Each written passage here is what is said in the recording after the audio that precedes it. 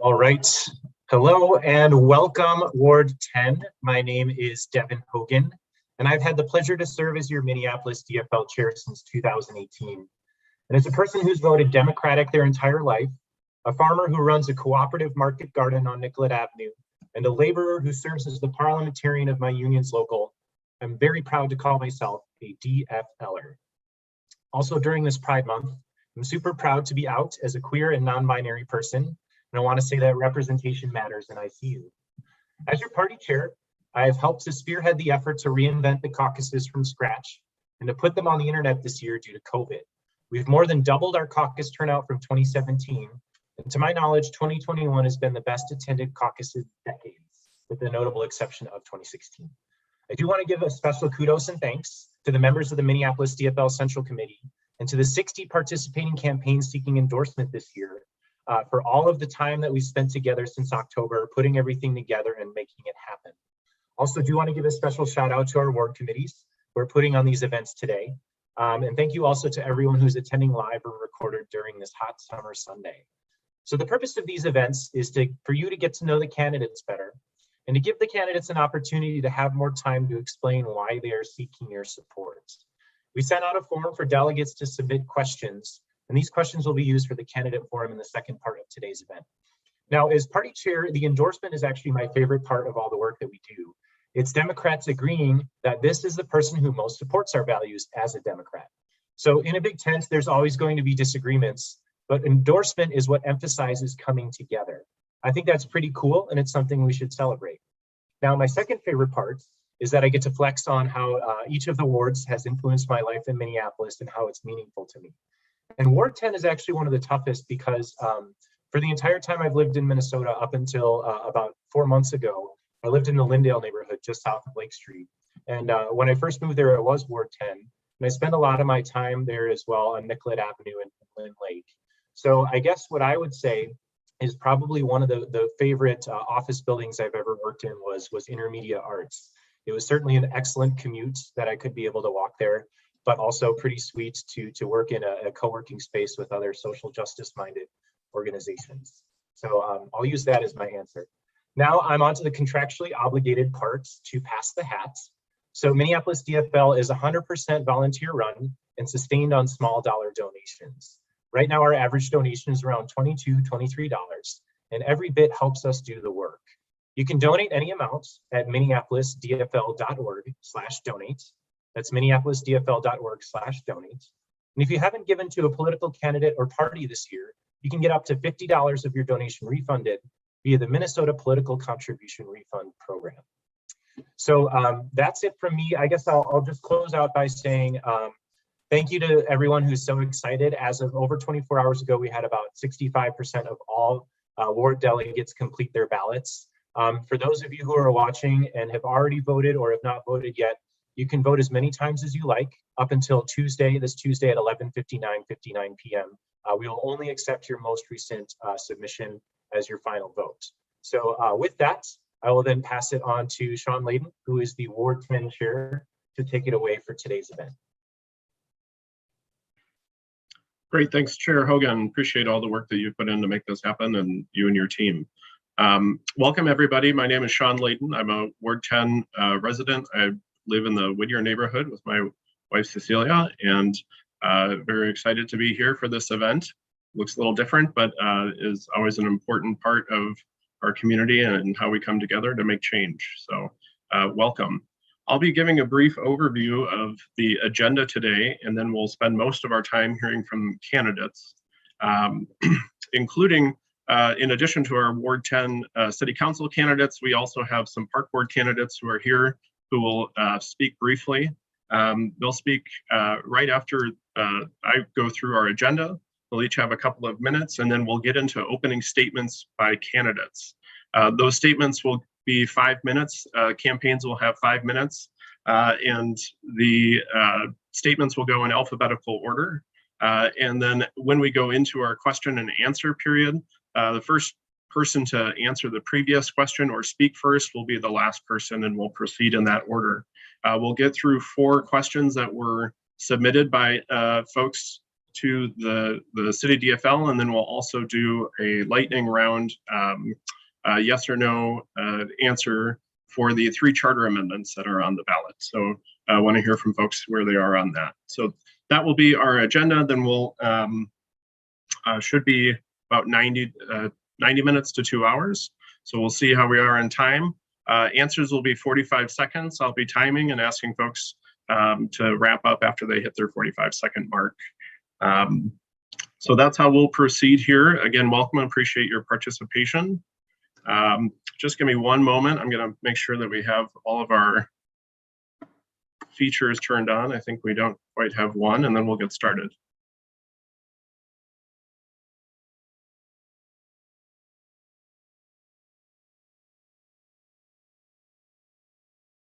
Okay, I believe we have our transcription on. So I'll first welcome 2 park board candidates to speak for 2 minutes. We've got Jono Cowgill, who will go first, and then Risa Husted, who will go second. Jono. Thank you, Sean. Good afternoon, ward delegates and city council candidates. Appreciate the opportunity to speak here at this board convention today.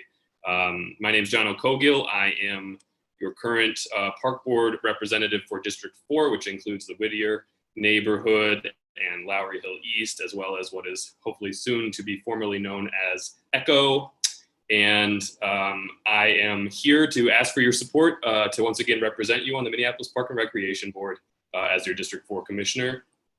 Over the past 3.5 years, the park board's accomplished a lot and also confronted a lot. We've confronted hard issues, especially in the last year, brought on by a confluence of circumstances: the murder of George Floyd, the pandemic, a broadening crisis of homelessness, which laid bare really the woefully underfunded needs for our infrastructure to help our most vulnerable. While I'm proud that the board has confronted some of these issues, I'm dismayed by how some of that came about and resulted in a lot of folks feeling vulnerable and hurt by our systems. But looking forward, we have laid together an infrastructure that I think will help us be more responsive and more supportive for our most vulnerable moving forward. I'm proud of some of the things we've done. Last year, when people needed more open space than ever, we opened miles and miles of parkways, leading the nation for people walking and biking. We set up a temporary permitting system for encampments. And we transitioned to creating a community connections and violence prevention team to connect with our most vulnerable unhoused neighbors, which continues today. We also invested in new youth programming initiative to connect with our most vulnerable youth.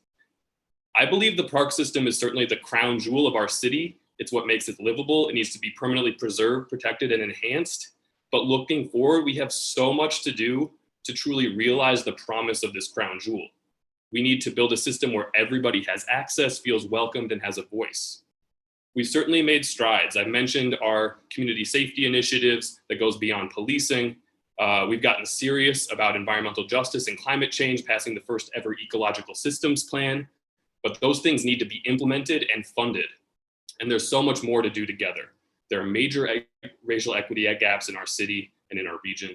The promise of our parks happens when everybody is welcome in our park system and when everybody has a voice in shaping the future of these incredible public spaces. I hope to have your support. Thank you so much for the opportunity to speak today. Thank you, Jono.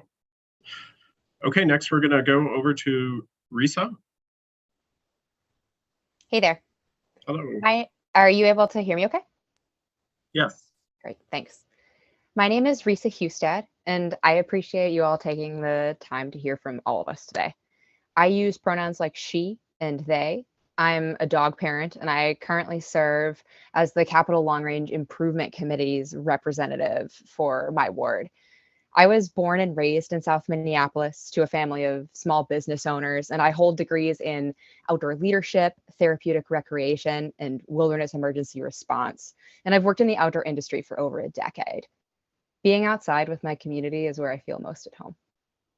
My top priorities for our parks include accessibility, sustainability, safety, and building more robust programming. I'm a leader in the outdoor industry, but the work that has made me want to run for park board was spending the last year connecting unhoused neighbors in Martin Luther King Park with the supports and services they needed and deserved. We built a community together, and it reinforced in me my lifelong belief that the best thing about the parks in Minneapolis has always been what they can do for and mean to people. I waited for the right candidate to jump in this race with the vision that I think is so desperately needed on our park board, a vision of what our parks can do for our communities, not just what we can preserve about them. Through the urging of the incredible women that I worked with in the encampment this last year, I decided that if we wanted that vision on the park board, I was just going to have to be the one to bring it. I don't want to talk about our parks being the best in the country if they aren't the best for everyone. I do want to talk about how enriching park programming can make our communities more vibrant, our parents feel more supported, and our children grow up with more access to nature, healthy peer relationships, and mentors. I do want to talk about what these green spaces can do to help Minneapolis become carbon neutral so this city can lead the way nationally on climate change. And I do want to talk about how accessible parks means more inclusive communities for all of our neighbors. I want to talk about the important role our parks play in the lives of people who do not have safe spaces to call home. This is the work at the core of who I am, and it's why I decided to run. I invite you all to continue having these conversations with me. I appreciate the folks that I've been able to chat with already. And I really hope to earn your first voice support to be your next commissioner for Park Board District 6. Thank you all. Thank you, Risa. Okay, so we've gone through our park board candidates. We'll move over into our opening statements. Aisha Chugtai and your campaign are first. You'll have 5 minutes, and I will come off mute when you probably have about 15 seconds left or so as a warning, and then you might hear an alarm going off at the 5-minute mark. Hi neighbors, my name's Emma and I'm a delegate for Ward 10. My fiance and I own a home in the East Harriet neighborhood, just a couple of blocks from the Lindale Rose Gardens. I've organized for many years in South and Southwest Minneapolis, so I'm really excited to be here with you to introduce you to my friend Aisha Chugtai. Aisha and I have worked together for many years on several candidate and issue campaigns, and it didn't take long for me to learn that Aisha was special. When there's a crisis or a problem to be solved, or a neighbor in need of support, Aisha shows up. She shows up with compassion, she listens to everybody in the room, and she makes thoughtful decisions. After this last year of pain, trauma, and growth, it is glaringly obvious to me that we need leaders who are standing firm in their values and will approach policy meticulously and thoughtfully. That person is Aisha Chugtai, so I hope you'll join me in ranking her first. Awesome. Thank you so much, Emma, and thank you all for being here. My name is Aisha Chugtai, and if we haven't met yet, you should know that I'm a renter, community organizer, union activist, first-generation immigrant, and Muslim American. I'm running because I love this city and how people here fight for each other. I love that when our city was on fire, people in our communities built mutual aid sites, created networks to literally put out those fires, trained one another to marshal and to de-escalate, and welcomed our neighbors to the fight for abolition. I love that we moved hundreds of people to show up at picket lines and take action against bad bosses at Tattersall and Spy House when they tried to bust their unions. I love this city, and that's what drives me to fight to make it better. I've invested real time working with experts in our community and talking with our neighbors to come up with real policies, real ways for us to make our city better. I did this because people in this city need more than words. We need firm commitments. We need leaders who will listen to community and craft policy that is responsive to their needs. I want to be that leader because I believe that a better world is possible, and I believe that we must do everything we can to fight for it. It is not enough to talk about affordable housing without talking about how we help our unhoused neighbors today. It is not enough to talk about police reform when we know that the result of the last half century of reforms has only led to the death and imprisonment of more and more Black, brown, and working class people. It is not enough to talk. we have to listen. We have to say how we are going to find solutions today. We cannot continue to sacrifice Black, Brown, and Indigenous people for the illusion of safety. We cannot continue to leave folks in crisis on the streets. There is a better way. The answers that we are looking for are right here. Together, we have what we need to keep our communities safe for everyone who lives in them. We have the solutions and we have the power. We have the power to say that we aren't afraid to lead our nation in creating a new era of public safety and public housing, in developing communities that are resilient to the impacts of climate change, in building a transit system that is free and reflects our vision for a future that is sustainable and just for everyone. We have the power to shape a city that protects the rights of our workers and celebrates our small businesses, that limits displacement while building the density that we need to ensure everyone has a dignified and affordable home. These are the things we can do together, and I'm ready to work. I am an organizer. I have built my career on uniting people to fight for the world we want to live in. There are forces in this city that do not want you to believe in a better future. They want to return to a past that they imagine as good, but was only good for a small number of mostly wealthy white men. For so many people in our community, like me and my family, for my friends who are Black or Indigenous, immigrant or working class, there are no good old days to go back to. The world has never been just for us. I'm running to represent everyone who lives in our ward, and I'm running with honesty and integrity. I am the only candidate endorsed by both progressive membership organizations and labor unions, because when you look past the surface, my values hold up. I'm running for this office to advance our shared vision and values. And if I'm not meeting that commitment, I want you to hold me accountable to our shared priorities in private rooms, in public spaces, in the streets, and in City Hall. So I ask you for your vote to fight for a better Minneapolis, one where everyone has what they need to thrive, where we prioritize the voices of those most impacted by decisions in decision-making. I'm Aisha Chugtai. Rank me first, and let's create a better city together. Thank you. I'm just going to have one other park board candidate join us. We'll hold park board speeches until candidate statements are done.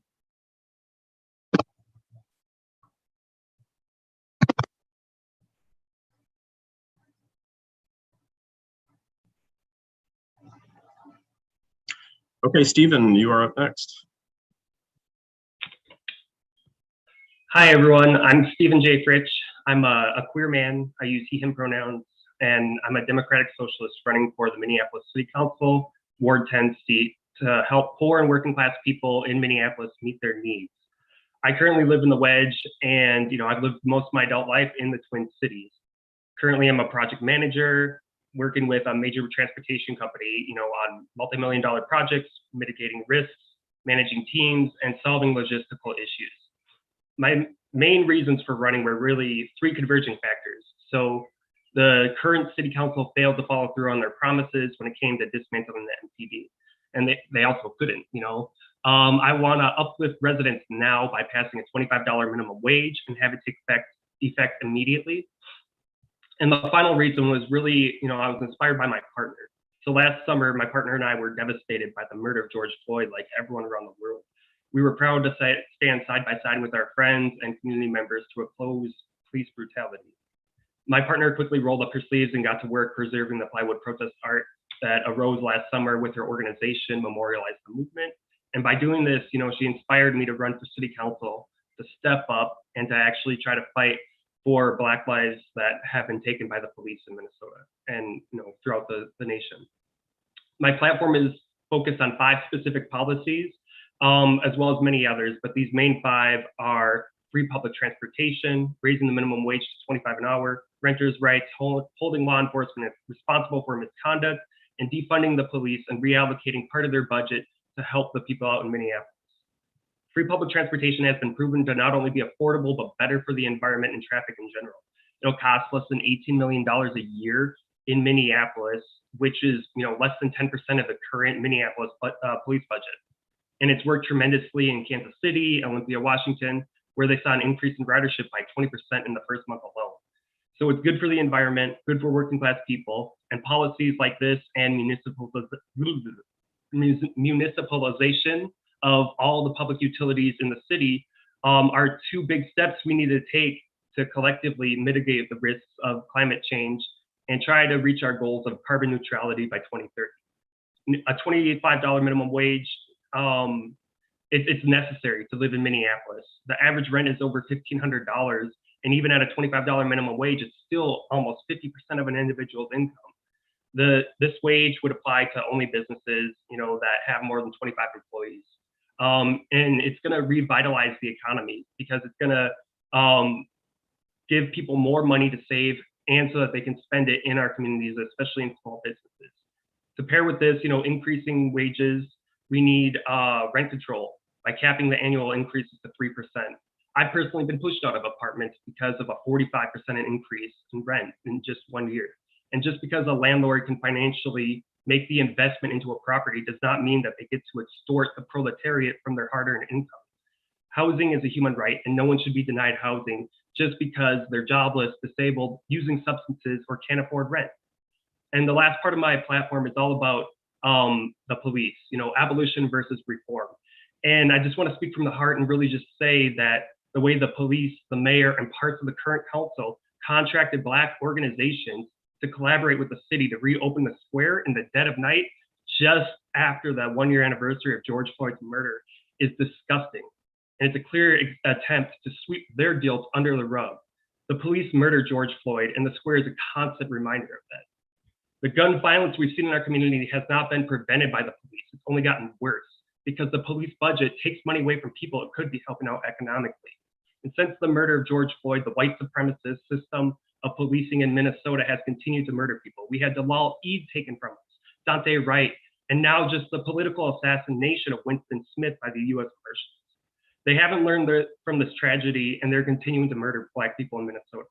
And to continue to pretend like the police are anything other than a reactive force to keep Black, brown, and Indigenous people down and protect property is just dishonest. If you're a delegate, ask yourself how police have made you safer this past year. Have they stopped the shooter from harming you or a loved one? Have they found your neighbor's car that was stolen? Or have they even shown up at all? We need to elect socialist leaders in our community to stand up for everyone against the corporations and the elite, because a lot of the liberals and moderates we continue to elect don't. My campaign is focused on a platform that challenges the status quo. I'm a candidate who's going to follow through on their promises and will be held accountable. We need a city council member in Ward 10 who isn't going to be reactive, but instead will take a proactive approach towards governing and improve the lives of everyone. I'm Stephen J. Fritsch, and okay, thanks. Thank you.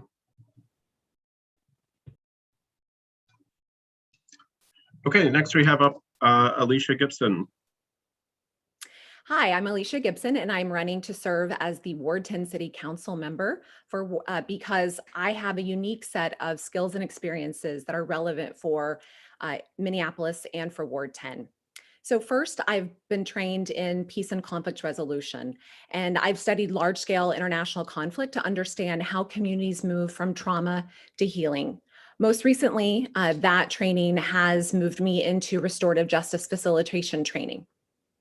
Second, I've been trained in law, and I've worked in environmental and federal Indian law. So I know firsthand the ways that our legal system often leaves behind and does not adequately serve our most vulnerable and historically marginalized communities. That's actually what brought me here to Minneapolis, where I earned a PhD in comparative literature and cultural studies at the University of Minnesota. My research focused on the atomic bombings of Hiroshima and Nagasaki, as well as the internment of Japanese Americans in concentration camps. At the university, I taught students how to think critically about race, gender, and economic exploitation. I've also been a small business owner. I opened a small used bookstore and understand the pressures that are facing our small businesses right now as they emerge from the uprisings and from the global pandemic. Those pressures include making rent, making payroll, bringing customers back in the door, and even before that, the difficulties of getting the financing to open your business to begin with. Lastly, I have experience as a community organizer. So when I opened my bookstore, I also started a small business association. But for the last 4 years, I have been serving on my neighborhood association board and eventually was the president of that board. As your city council member, I want to serve you, with 2 feet on the ground, understanding the practicalities and the realities of our world, to build a better world for today, for tomorrow, and to do this by empowering community through restorative justice, economic justice, and environmental justice. Over the course of this process, the DFL endorsement process, I've spoken to so many of you from all parts of this ward. And the number one thing that I hear people talking about, the number one issue on people's minds, is public safety. And the real rising fear of violent crime is not an illusion. That is real, and it is supported by the data. This month, June, is Gun Violence Awareness Month. And we are on track to have one of the most violent years in Minneapolis history. We are down over a third of our police force. People call 911 and there's nobody to send out. I myself had to call 911 when I was at the park with my children, and armed gunmen ran by with the children there in the middle of the day. To not be able to have somebody come and help you when you are trying to care for the most vulnerable people in our communities, that is a terrifying experience. And that is the experience that so many people in our ward are having, not only in our ward, but in our city. Black community leaders are saying, why can't we have both protection from community violence and protection from police violence? These are what I call the 2 truths, and it is what everybody in the city deserves. In order to do this, we're going to have an investment mindset. We need to invest in smart policing. This would include data programming, data systems that can flag issues both within the community in violent crime, different kinds of crime trends, but it could also flag behavior from police. And there are programs that exist that our current city council has not funded, has refused to fund. The other thing that we need to do in our investment mindset is to fund community groups. That is the work of community policing. When we started to have this debate as a city, I organized and moderated a conversation with Black community leaders with boots on the ground. And I welcome you to go to the website, votealiciagibson.com, and check those out. The other thing is that we need to stay focused on accountability. And Cincinnati, Ohio is a really good model for us in this. They sued their union. Thank you, Alicia. Appreciate it. Yeah. Thank you. So then I'm just going to let another park board candidate in. Just one moment.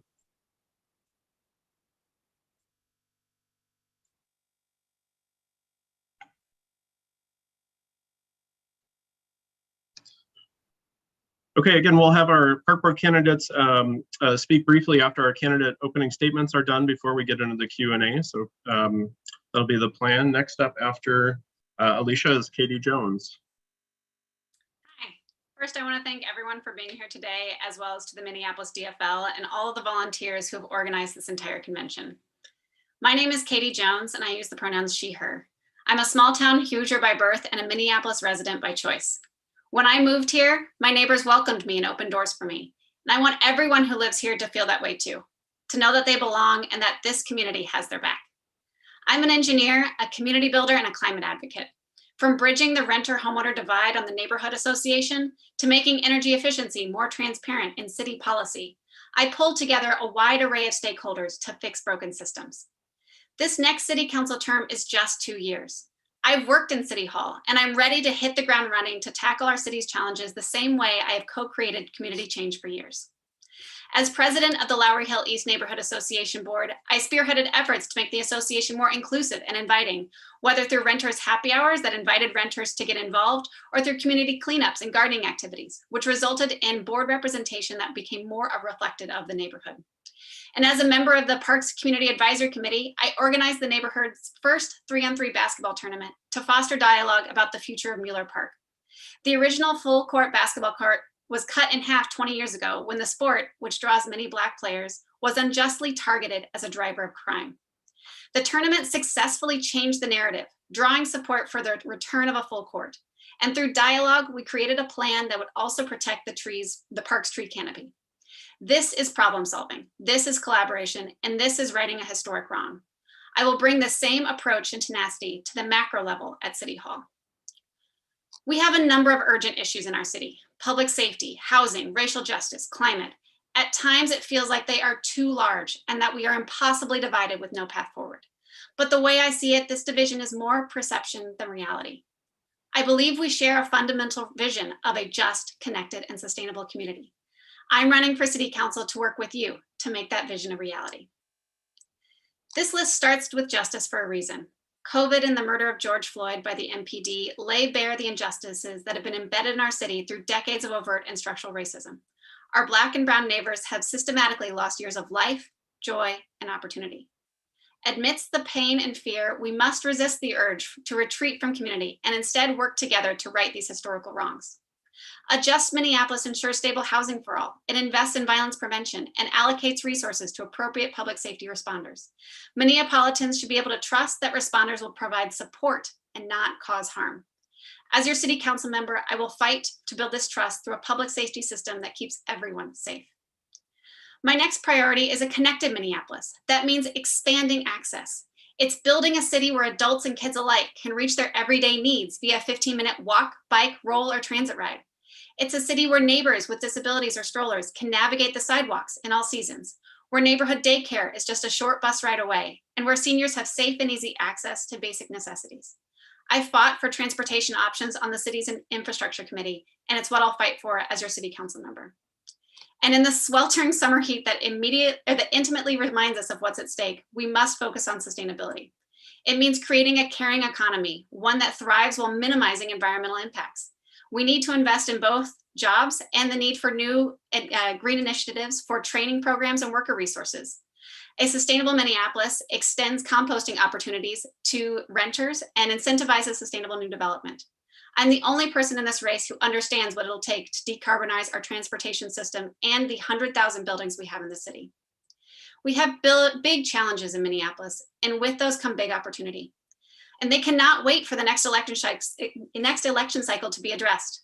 With my city experience, I understand the details, the systems, and the barriers, and can deliver real progress over the next 24 months. No matter how divided we feel, it is possible to realize our shared vision. It will take community voices, and it'll take a leader who can invite you to the table and facilitate solutions-oriented dialogue. I'm ready to fight with you for a more just, connected, and sustainable Minneapolis. I'm Katie Jones, and I'm asking for your first choice vote at the Ward 10 convention to realize that vision. Thank you.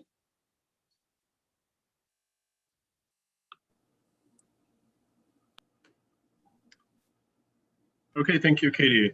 Next, we would have Uba, but Uba has not joined us. So we will go on to Chris Parsons. Chris? Hi, DFLers. It's great to address you, if not see you. Thank you for participating in the Ward 10 DFL's convention. Successful democracies require participation from the people. Our greatest threat is our apathy. So thanks again for your engagement. I'm Chris Parsons, and I want to be your first choice, or even your second choice, to represent you on the City Council. If you would like further information about me, my work, my vision for Minneapolis, and how I will represent you on the City Council, please go to my website at chrisforward10.com. I grew up in Minneapolis, and I've been around for a while. I know what we're capable of, and that is great things. Over the years, I've watched the city grow and flourish and become a first-class city, a truly cosmopolitan city that people from all over wanted to come to live, work, raise a family, grow old, and retire. It was a rose of a city, but like a rose, it also has its thorns. We had and continue to have longstanding issues and lack of trust in our police department. Our racial disparities in income and wealth and education have been and are abysmal. But it always seemed like we had the ability to overcome these things. But it's getting harder and harder to recognize the positive things Minneapolis had going for it. It seems like the petals of the rose are falling away one by one, and all we're getting left with are the thorns. This is creating real quality of life issues for our neighborhoods and is leading people to look elsewhere to build their lives instead of Ward 10 in Minneapolis. Our city government is letting us down and it's driving us further into chaos. Even worse, our leaders aren't even talking to each other. They're not even talking to us and our voices. The voices of the broader constituency are being drowned out by outside interests that want to use our city as a test case. We need to get back to the basics of governing, because if we can't do the little things right, there's no way we can make big changes for the better. We need leaders that truly believe in public service. That means serving you. Leaders that not only talk the talk, but walk the walk. I believe that positive change will come from residents working together for a common purpose to make our city more livable again. I've been a first responder and public servant for over 20 years. I've dealt firsthand with the issues that plague us. My work has afforded me a front row seat to the ravages of gun violence and the opioid epidemic, and the despair and homelessness of mental illness and drug addiction. These are not abstract concepts to me. This is literally my workday. I'm an officer, which means I'm trusted with the lives of my fellow firefighters and the public. My job is to deal with problems and help make things better. With your help, I will do that as your next city council member. I spent 16 years as a labor leader fighting for better public safety and to uplift the lives of workers and their families. I've worked within local and state government to make changes for the better. I've led the fight against well-financed special interests and won. As your next member of City Council, I will fight for you, and together we will win. Yes, we need deep reforms in how our communities are policed so that everyone feels protected and served. But we also need police. In fact, right now, we need more police on the street. Yes, we need streets that are designed to support better mass transit, walking and biking. But we also need to make room for cars and to support electric cars so that people can charge them easier and we'd be more inclined to buy them sooner so that we can lower our carbon footprint with more haste. Yes, we should encourage density and affordability and provide all kinds of housing options, including better and more affordable options for families. But we don't have to destroy our existing housing stock and pave over our city to meet our future needs. Yes, we can close our racial disparities in income, wealth, and education, but not if we remove or destroy wealth building opportunities for families of color. As the saying goes, the past is prologue. Anybody can make you promises about what they will do. I ask that you judge all of us on what we have done.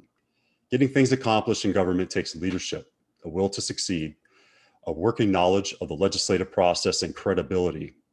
I ask that you judge all of us on those abilities, and I believe that you will conclude that I should be your first choice to represent you on the City Council. Thank you.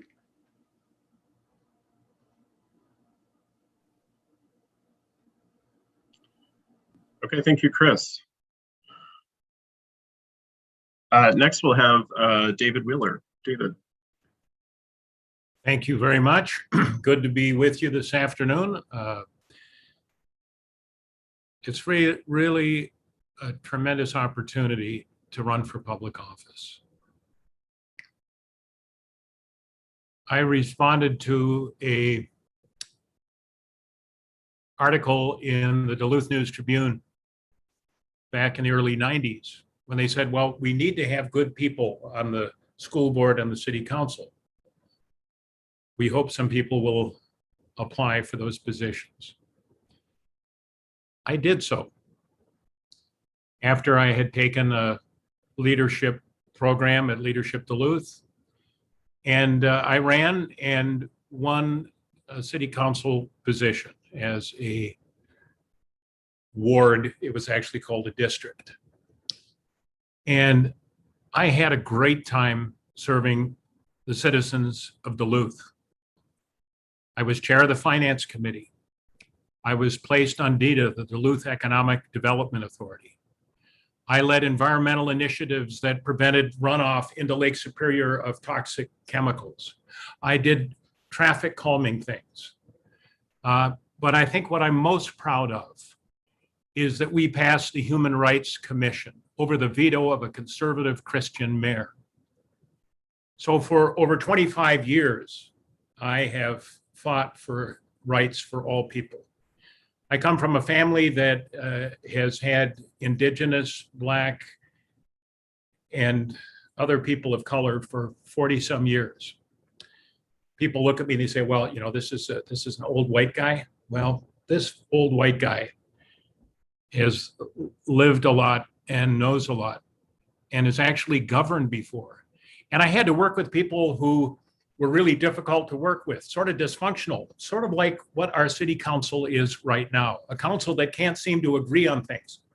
I was ready after 12 years, I've been elected 3 times citywide with ranked choice voting, and I got first place votes, second place votes, and third place votes. And that's why I won, because I got a whole variety of votes from a whole bunch of people. And I was ready to step aside, and last year happened. The COVID lockdown, the murder of George Floyd, and what I saw as a complete abdication of responsibility by the city council. They fought with each other. They didn't know how to solve problems. They disrespected Rondo, who is probably the best chief for this position at this time. Arredondo is a remarkable person. I also have worked with everybody in city government for a dozen years. I know the people who run the departments. I know I've worked under 3 mayors. I've worked with city council members for a dozen years. I have experience and background, and one of the biggest problems right now isn't a whole bunch of promises that everybody can make, and I agree with many of them. Some I don't, but that's fine.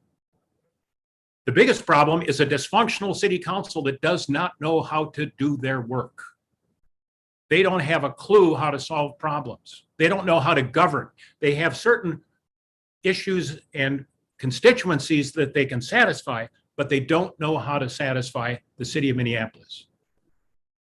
Ward 10 needs somebody who can provide leadership, real leadership, and who knows something about governing. We are desperately in need of that.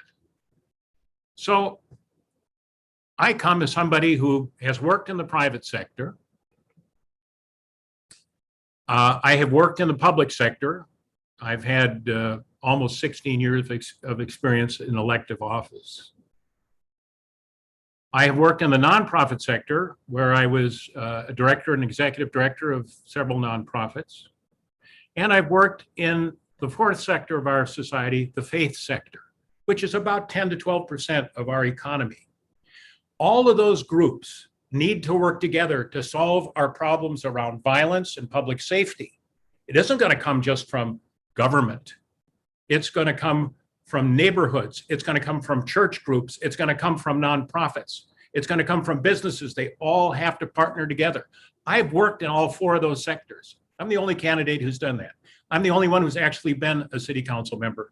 And I'm inviting you to give me a first place vote, a second place vote, or even a third place vote, because they're all important. And so are you. Thank you. Thank you, David. Okay, before we go into our question and answer, we do have, I believe, 2 other park board candidates who are here. We have Kathy and Barb. We've have 2 minutes for our park board candidates to speak. We'll have Kathy go first and then Barb. And then for the Q&A, my apologies, I will switch over to speaker view so we get a nice zoom in of those who are speaking. Okay, Kathy, I will go off. You'll have 2 minutes. When you have 15 seconds left, I'll come on screen, unmute myself, and then at 2 minutes, the alarm should go off. Sounds good.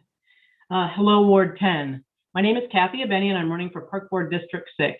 Thank you for being delegates, and thank you for participating in this important process. Throughout this process, I've tried to speak with as many of you as possible, and frankly, I've been blown away. Minneapolis, the city that I love, is filled with beautiful people who care about each other and our city and our parks. Speaking with all of you has reminded me why I love it here so much. Being a Democrat has always been an important part of who I am. To me, the Democrats are the party of ideas, the party of equal rights and fairness, of justice and peace. To put it boldly, I've always thought of us as the party with the moral authority. But in recent times, that moral authority has turned to moral outrage, and it's been hard. And so the question is, what are we going to do about it? In all my discussions with all corners of the district, it's noticeably clear that people are ready for progress and ready to make sure our city moves forward with the fairness that we know is at the heart of our shared values. Another thing that's clear is that we will need leaders who can unite us and lead us to a future where every one of us can prosper.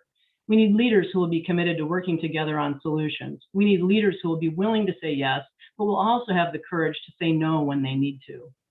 As a civil engineer who has been working for decades in the public sector, I'll be ready on day one to grapple with the business of the Park Board. I will be committed to following the mission of the Park Board and making our parks and recreation programs better and more equitable than they've ever been. If we do this right, there will be more opportunities for kids and young people to develop and explore and to grow up and into their own. There will be more access for people of all ages and abilities. If we do this right, we'll be stewarding our natural resources, progressing on climate change, and preserving habitat. If we do this right, we'll be leaving a legacy like the one that we inherited, one of the greatest park systems in the country, a system that holds all of this amazing public land in the commons for each and every one of us to use and enjoy and be part of. This is for the common good, and it connects us. I won't perform or pander because what's at stake is too important. I'm stepping up as a citizen who believes in the future of Minneapolis, and I know I can help lead us. Kathy? Thank you.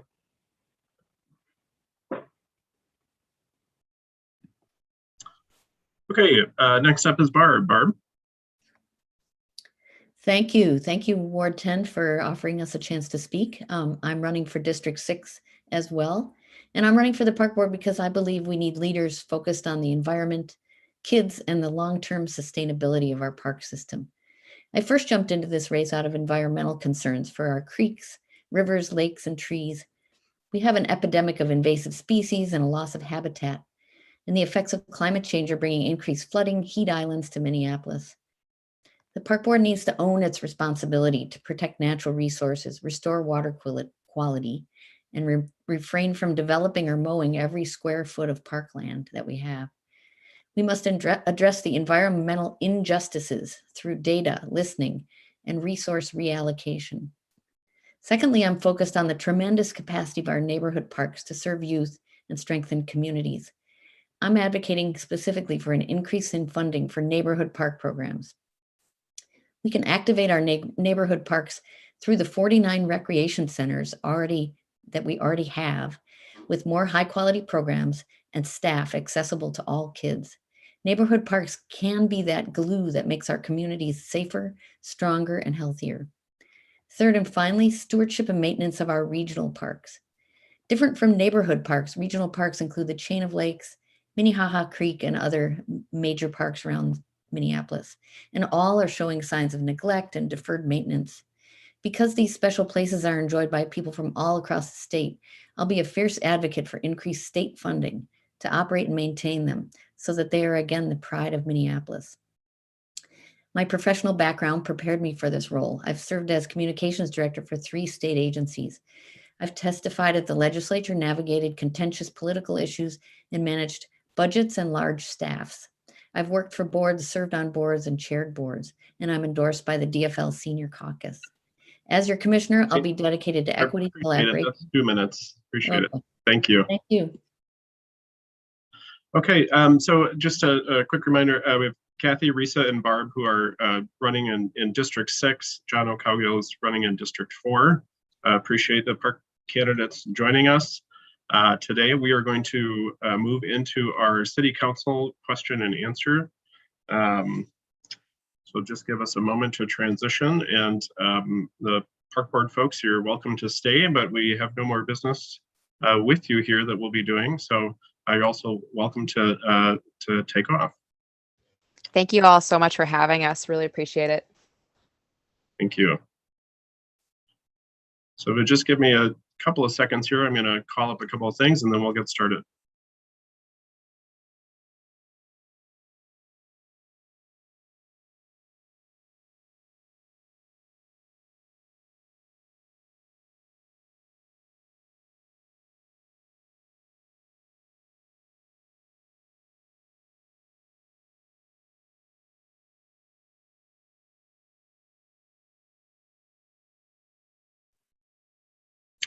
Okay, so we started out with Aisha with her opening statement. We'll start our opening Q&A session with Stephen.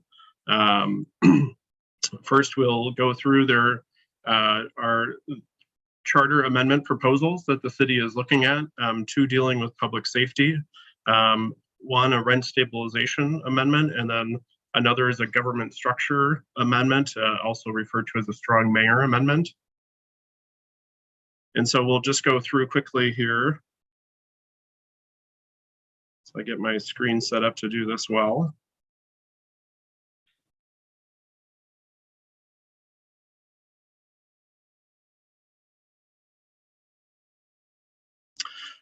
And Stephen, I will start with you. The public safety charter amendment that has been proposed by petition signature. Can you state if you are in support of that amendment or opposition to that amendment? Yes, I support it. Okay, and then there's a rent stabilization amendment as well that looks like working its way through. Are you in support of the rent stabilization amendment or in opposition? Yes, I support that one as well. Okay, and there's a strong mayor or government structure amendment that's being proposed out of the Charter Commission. Are you in support of that amendment or in opposition? No, I don't, because it's undemocratic. Thank you, Stephen. Okay, Alicia, you'll be next. Again, want to remind folks, we'll go with yes or no, and you'll have a chance to go through further explanation in the Q&A. Alicia, the public safety charter amendment that has been proposed, are you in support or opposition?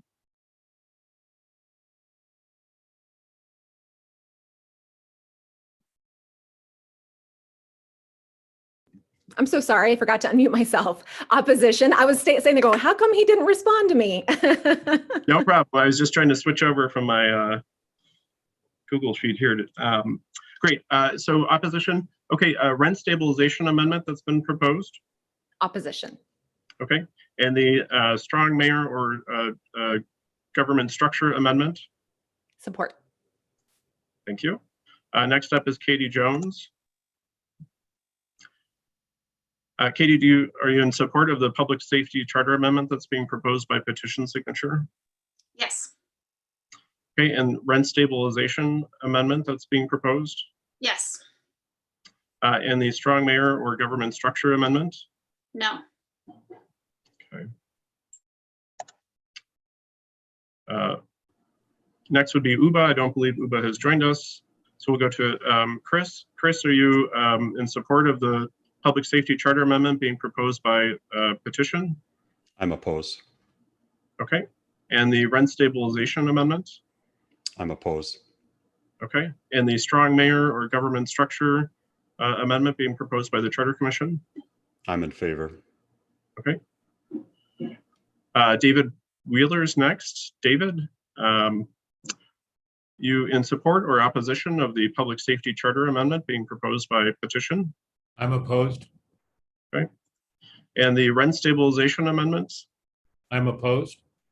Okay. And the strong mayor government structure amendment? I'm strongly in favor. Okay. Thank you, David. And next is Aisha. Aisha, are you in support or opposition to the public safety charter amendment? I support it. Okay. And are you in support or opposition of the rent stabilization amendment? I support it. Okay. And the strong mayor or government structure amendment being proposed? I'm opposed to it. Okay. I believe that's all of our candidates. Okay, so for the next portion of our Q&A, I'll read a question that was selected and edited down potentially just for time and clarity. We have 4 questions. We'll ask one on public safety. For this, Alicia will go first. We'll have an environment question. Katie Jones will go first. Transportation. If Uba joins us, otherwise Chris, you will go first. And then a housing question, which David, you would go first.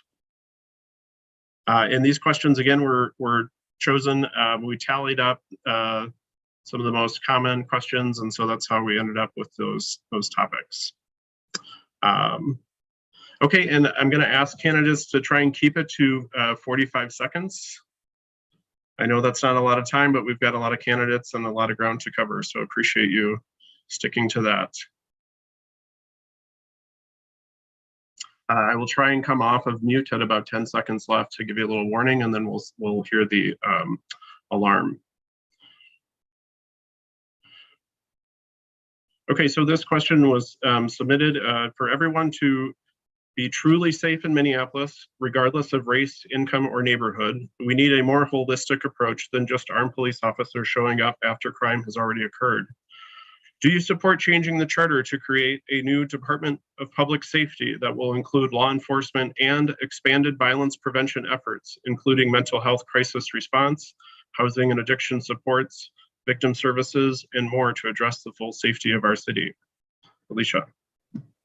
Yeah, so I support what is being described as a holistic approach there, but I am not in favor of this particular amendment because I do not think that we need to be moving this under the control of city or the management of city council. I think that we already have department heads that are telling us that they don't know who their boss is. They're getting conflicting directives from different electeds. This is a disastrous, I'm surprised that we're functioning as well as we are, but this would be disastrous if we applied this to public safety. So if we wanted to create a Department of Public Safety at some point in the future, when it is clear that it is under the management of an executive mayor, I would be supportive of that. But in the meantime, I am supportive of all of those goals of that everybody talks about, which is better use of, Thank you, Alicia. mental health professionals. Thank you. Okay, Katie. Yeah, that was a fantastic question. Is honestly more or less how I would describe my vision for public safety. That we do need it to be housed as a public safety department altogether, and having divisions for each one of those particular needs for responders to respond to violent situations, as well as mental health and traffic enforcement and property crime.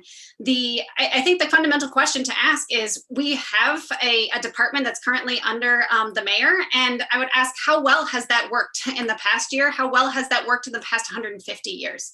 I have worked in City Hall under this regime, under the coordinator's office, which is under City Council. It can be inefficient, but I think it is the most democratic way to make sure, especially our most vulnerable are. Katie.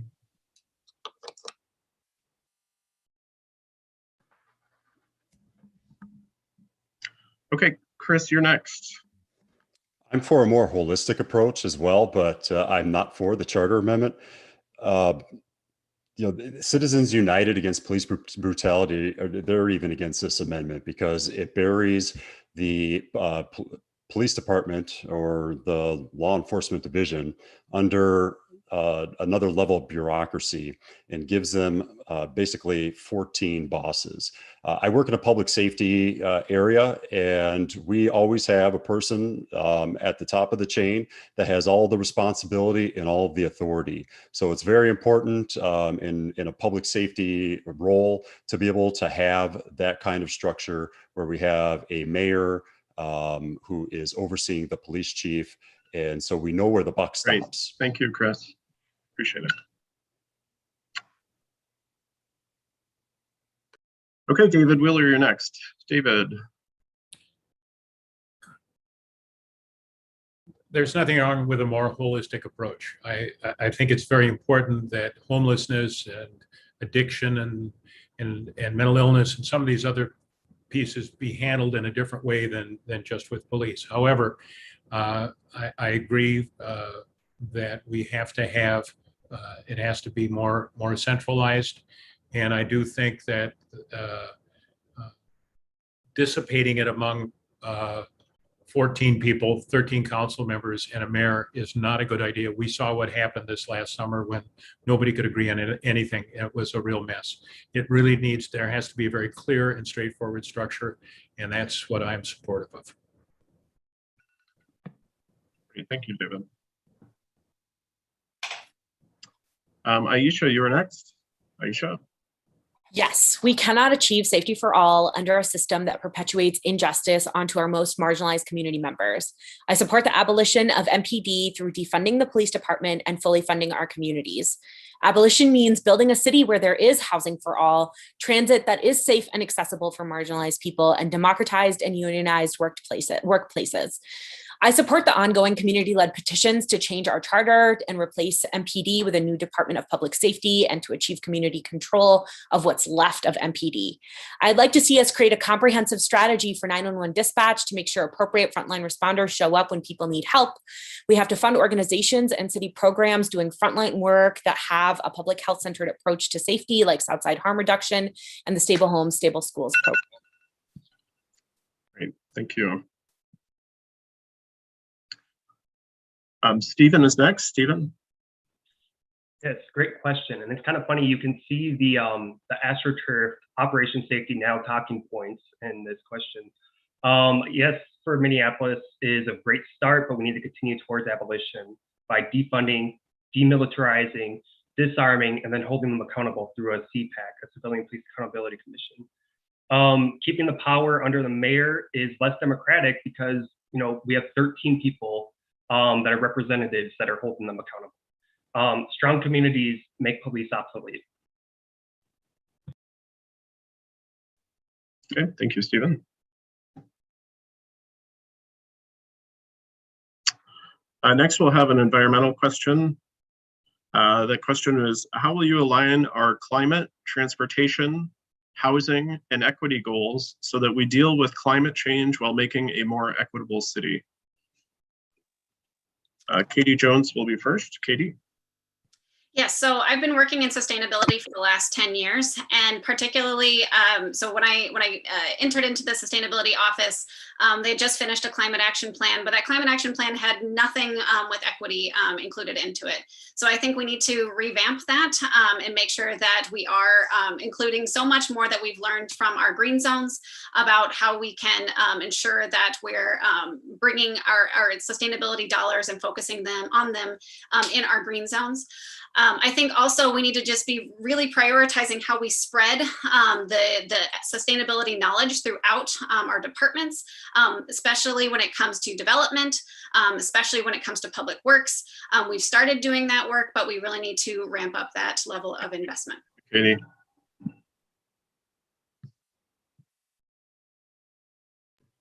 Okay, next will be Chris. Chris. Yeah, so we need to look at the different ways that we are developing our city. And you know, if we are designing streets that do not take into account the fact that we will be having vehicles that are going to be driven by people into the future, then we're really shooting ourselves in the foot. We need to make sure that we are including charging stations as well as places to park our vehicles in our development plan. And then also we need to get all this mindset that newer is better. We need to preserve our existing housing. 25% of everything that's in landfills are demolition waste. And if we're going to be building newer buildings that are more energy efficient, it's going to take longer for those to provide results. Thank you.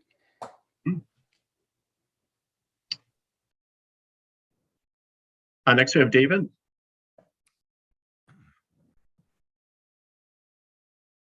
Clearly, climate change is not a hoax. We're feeling some of it today. I had a customer yesterday in the store who said, you know, it feels like Dubai out here. We're in significant trouble. So we need to work as a city. We need the state, the federal government, all of us need to work together to make a difference in climate change. I also want to echo what Chris said about destroying old buildings. One of the beauties of this great city of Minneapolis is we've got lots of lovely old neighborhoods. Let's help them recondition them, provide interest-free or low-interest money to help rehab buildings and for people's homes and for apartments and all those kinds of things. It's important that we offer good opportunities for transportation, and we're living in a transitional time. Thank you, David. Appreciate that. Thank you. Okay, next is Aisha. Aisha? Yeah, Minneapolis must be on the cutting edge of the fight to adapt to a changing climate and combat environmental injustice. We have to take immediate action to reduce carbon emissions and truly lead in our environmental planning. Black, Brown, and Indigenous communities disproportionately face the harmful impacts of environmental hazards, and we must center these communities in our policymaking and both recognize and support their leadership in the fight for our planet. Minneapolis needs to get on the path to 100% renewable energy by 2030. We need to immediately shut down industrial polluters, specifically in low-income and BIPOC neighborhoods. We have to expand energy efficiency programs, urban agriculture, solar gardens, mandate landlords perform lead testing in all rental units, and pursue municipalized energy options. Thank you, Aisha. Next up is Stephen. This is such a great question because all these things are tied together, you know. We need to have public ownership of the utilities, government and cooperatively owned, housing, free and expanded public transportation that is also transitioning towards electrification. But with all that, we need to do strategies, copy strategies like the org Minneapolis Climate Action has, and just massively put solar panels throughout the city to meet those energy needs that we're going to be having. Thank you, Stephen. Next is Alicia. Alicia, go ahead. Yeah, so environmental justice is one of the cornerstones of my campaign. It's something that I have studied, worked on, designed, and implemented in environmental justice studies. And so I urge you to go and look at my website and look at those ideas that I have. The thing that I want to really reiterate here is that equity is about processes. And that is what environmental justice means. It means to stop talking for and about other people and make sure that those who are the most impacted are at the table. This is an understanding of good governance that is wholly missing from the city in almost every area of the things that we have talked about, including the environment right now. And so one of the things I want to do is actually define what community engagement is for the city so that we have processes that mean we are bringing people into being part of the solution. Thank you, Alicia.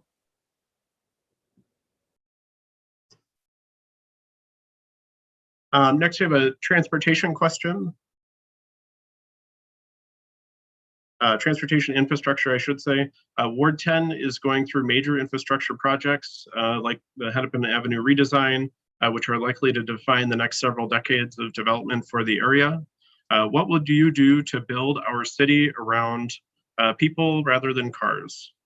And we were going to have Uba go first, but they're not here, so we'll have Chris go first on this question. Chris, go ahead. So the role of a city council member is to meet the needs of the constituents, which are residents and businesses. And the businesses are saying loud and clear, as well as the residents, that they need parking. People cannot do without cars fully. I support bike lanes. I believe that we should have more bike lanes where they're feasible, but our businesses need access. And also folks need places to park their vehicles. We are going to have a future with electric vehicles. We need places to park them and we need places to charge them. So we need to design our streets so that we are using multiple modes and taking them all into account. Thank you, Chris. Next we have David. David, go ahead. The city was never built for cars being parked everywhere. Back in the 20s and 30s, when many of our neighborhoods were built, people didn't have cars. They used public transit.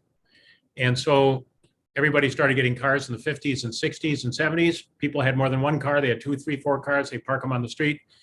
So we're in a transitional phase where we're going to have fewer cars in the future, but we still need them now. And small businesses particularly need places to park, and the city needs to be involved to make sure that we have some adequate parking near our small businesses, which are core of our economy. It's absolutely essential, but it is an uncomfortable time because we are transitioning. 10 years from now will be very different than what we're facing today. Thank you, David. Next is Aisha. Aisha, go ahead. Everyone in Minneapolis should be able to safely, affordably, and effectively move through the city on foot, bike, transit, or by car. Carefully and equitably designed transit can be a tool to address and repair harm and make our city more equal, accessible, and safe. I'll fight for fare, free public transit, stronger biking infrastructure, and policies that prevent the over-enforcement of sweeping and plowing violations in low-wealth communities. For the safety and access of all residents, I'm excited to explore a municipal shoveling program in our more walkable corridors. And we have to implement our complete streets plan equally in low-wealth areas and allow for communities to have agency in their own development by improving planning processes to further include the most marginalized voices. Thank you,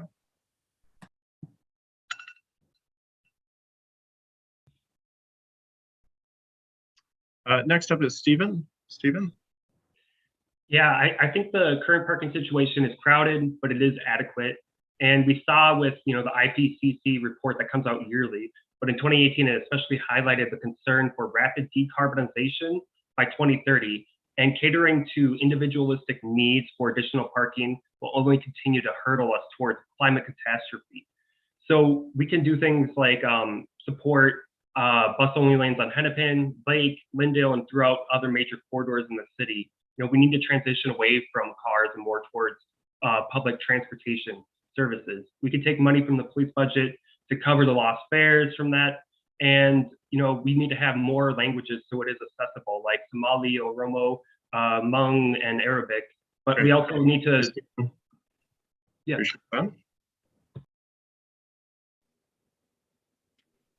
Next is Alicia. Yeah, so I support the multimodal streets. We need to be able to have safe streets for pedestrians, for cyclists, and we need to have room for cars. We also need to push our transportation partners. This is an area that we are not in control, actually, but we need to push our transportation partners to increase the amount of public transportation that we do have. The thing that we have to be honest and realistic about is that we have a very cold climate. We are slightly colder than Moscow and a little bit warmer than Anchorage. This means that we need to get creative and realistic about what we do with our streets. The electric explosion is about to be here. Our federal government is going to basically put the future of our economic recovery on e-cars, and we need to be poised to be there with them. Great, thank you. All right. Next up is Katie. Katie, go ahead. I have a vision for a 15-minute city where adults and children can get around to everyday destinations via a 15-minute walk, bike, roll, or transit ride. We know this is possible because other cities are moving that way, and we can too. Our mode options right now are just currently unbalanced, and it's time to rebalance them. The city just adopted a robust transportation action plan, which brings together results from our Vision Zero work to reduce pedestrian deaths, as well as our complete streets work. It's critical that we have citywide policy to set our direction for streets so we don't have neighbors and neighborhood organizations fighting over the future of a single street. I've sat on our city's infrastructure committee and have pushed to fill sidewalk gaps, as well as improve the metrics when it comes to non-car infrastructure. Great, thank you, Katie. Okay, next we'll go on to a question about housing. It was submitted. We have this time David will go first. And that question is, what are your thoughts on increasing housing access in our neighborhood so that we have more places for people to live? And we are ahead of time, so I'm going to throw an audible and give folks a minute to answer on this one. So we've got 60 seconds. The question is, what are your thoughts on increasing housing access in our neighborhood so that we have more places for people to live? David.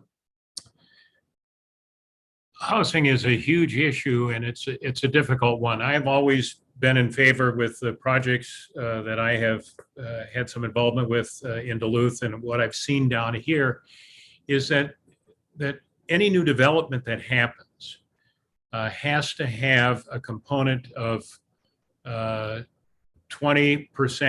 or more of affordable housing. And what we call affordable is so different in so many different places. But if we're going to be approving these large projects, We need to make sure that the developers set aside space in their projects to be available for people who need it. I also am a huge believer in rehabbing our old housing stock. We talked a little bit about that earlier.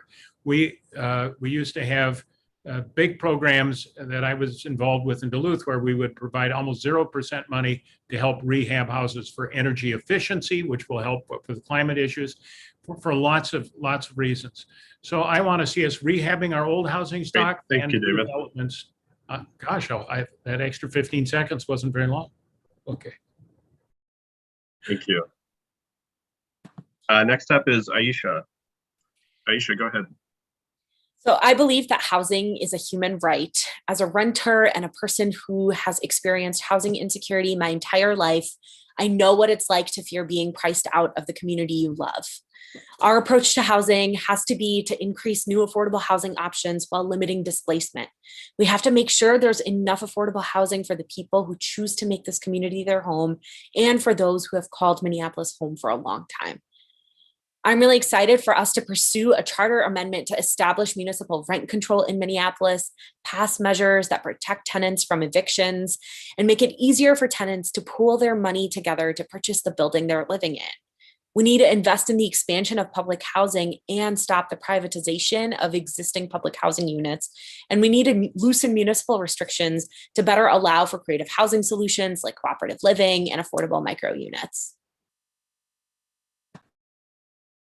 Okay, thank you, Aisha. Next up is Stephen. Stephen, go ahead. Thank you. Access really is the key word here. I don't think we need additional apartment complexes in Minneapolis currently. You know, there's so many vacant units, especially downtown, and the problem is affordability of these units. So we need rent control, yes, because historically it does work with the government provided housing or cooperatively owned buildings. The city can provide zero interest loans, rent, and tax abatement, so home ownership can be affordable for people who like living in apartment complex buildings or just do. And we also need to start transitioning towards income-based rent, so people are not paying 40% plus of their income to rent or being displaced from houses completely because they can't afford to stay in their place or they have to work multiple jobs. No one deserves to be put out on the street just because they can't afford it. Okay, thank you, Stephen.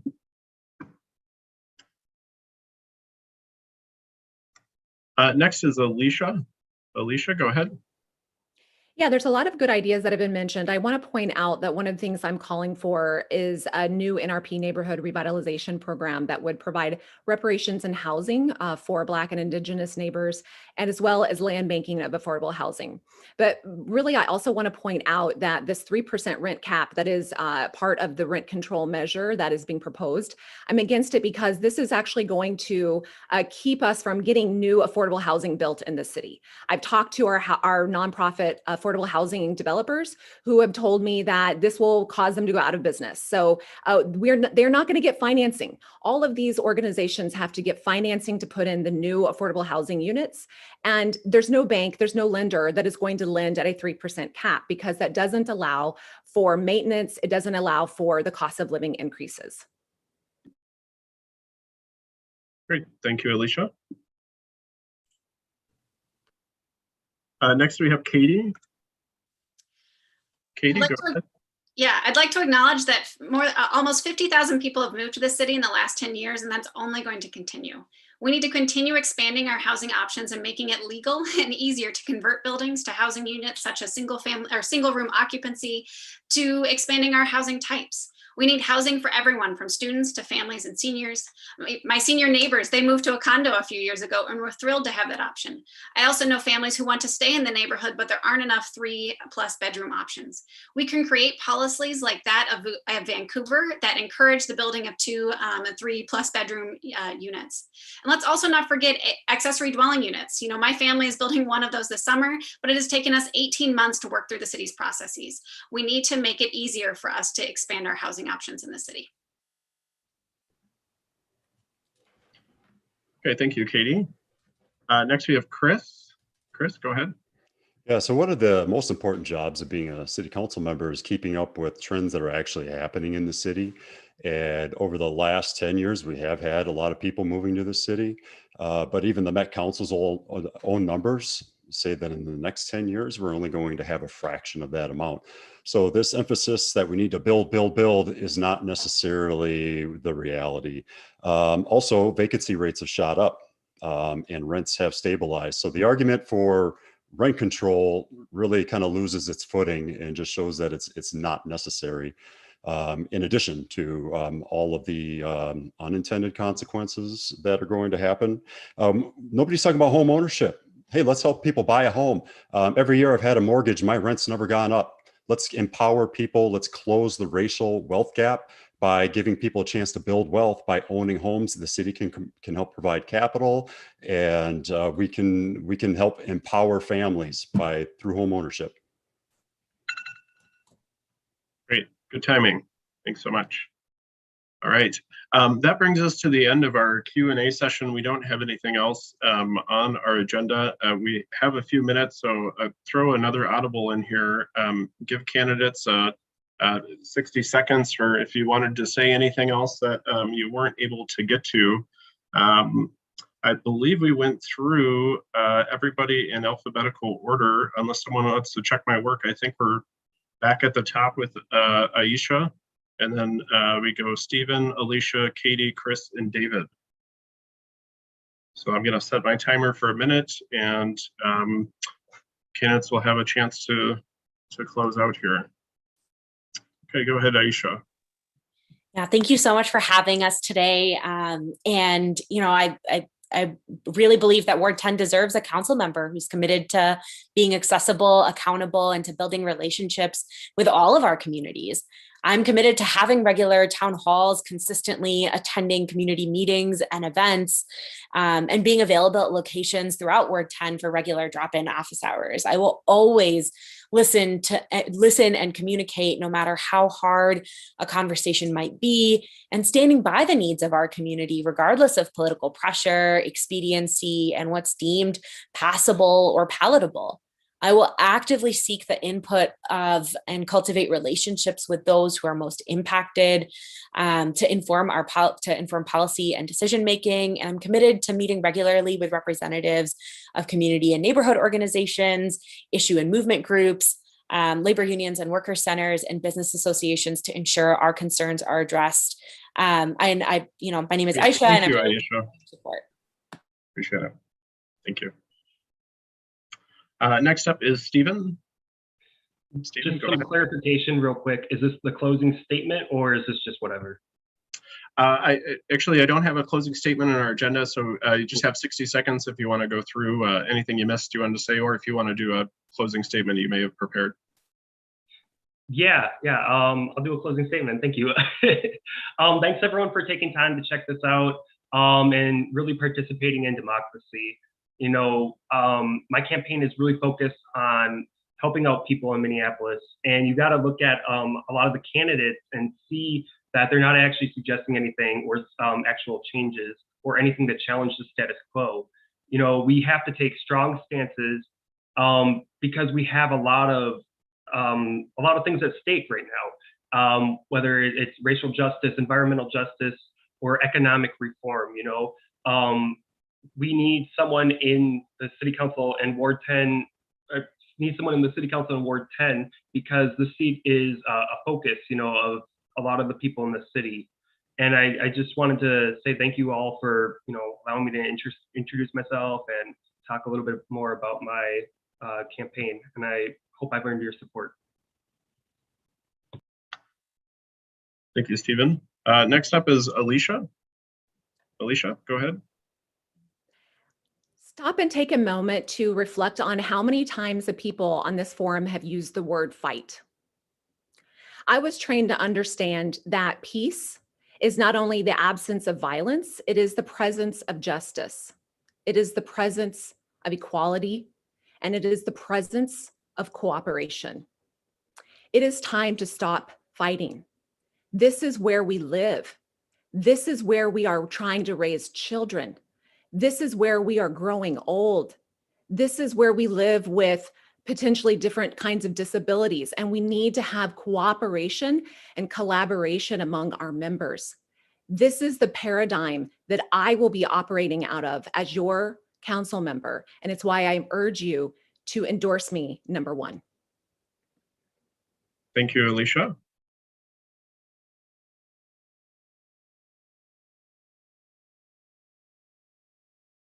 Thank you, Alicia. Next will be Katie Jones. Katie, go ahead. Given that this council term is only going to be 2 years, we really need someone who knows cities. In my current job as a community program and policy manager, I work with cities across the state. And for so many of these issues, we need someone who can build coalitions, not only with our city, but outside of it as well. You know, the issues of safety, sustainability, housing, these are not issues that are confined to Minneapolis boundaries. And there are a number of areas where actually the state is creating a ceiling for cities to actually help their residents. When it comes to energy code, police accountability, housing dollars, the city cannot raise enough funds from our base in order to provide the affordable housing that we need. We need to be partnering with cities to share resources and to advocate for cities at the state level. You know, local government aid was cut 12 years ago, and that has not been replenished, and that is reflected in our infrastructure.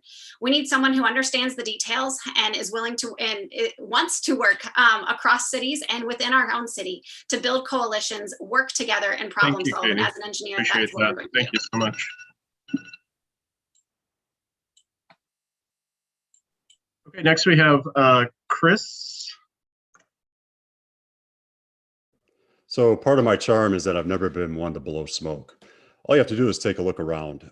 Boarded up businesses, crime that is up from even last year's record numbers. We're all having safety and livability issues. This is because we have chaos in our city and we have a lack of leadership. Do we want 2 more years of the same? Do we want unproven promises? Do we want pie in the sky programs that are just going to raise your taxes? You talk about unaffordability. To pay for some of the things that I've heard, we would have to raise taxes an exorbitant amount and without any promise of any real results. I have real results. I have proven leadership, 16 years in legislative work. I passed bills at the state capitol when other folks could not get things done. And I've done it for workers, I've done it for public safety, and I will do it for the residents of Ward 10, and I will lead where others have not. Great, thanks, Chris. We'll close out with David Wheeler. I just wanted to show all my speech and all my points that I made today. See, I don't need to have things written down because they're already here, and I'm able to answer things without having to do a teleprompter or a phone or something like that. So I really believe we're at a critical place. We really have about a year or so to turn around the downward spiral that we're in right now. And that is only going to happen when people sit down in that council and figure out how to work together and to work with the mayor and to work with the city staff. I know most of these people. I've worked with them for a dozen years and some of their predecessors. I'm the only person who will, on day one, be ready to go because I have been a city council member before. I know how to govern. We've got great candidates. We have strong candidates. I'm really proud of our ward, and I'm really proud of everybody who's here on this stage. And I look forward to continued conversation because we're going to move this. Thank you, David. I appreciate that. Thank you so much. Yeah, there goes the buzzer. I got it. I'm having some technical difficulties on my end. Okay, appreciate everybody participating today and being here. Thank you so much to the candidates. Appreciate your willingness to step up and run for office. It's not an easy thing, and it's so critical at this time that we're in. Happy to have helped out. I apologize for the starkness of the timer, but we kind of have our time and wanted to stick to it. So again, thank you so much, everybody. I'll be closing us down. Everybody, you have little bit more time here on your ballots. Please reach out with the DFL if you have any questions. Also, I'm sure candidates would love to hear from you if you've got questions as well. All right, stay cool and enjoy the rest of your Sunday here. Thanks, everybody. Thank you, Sean.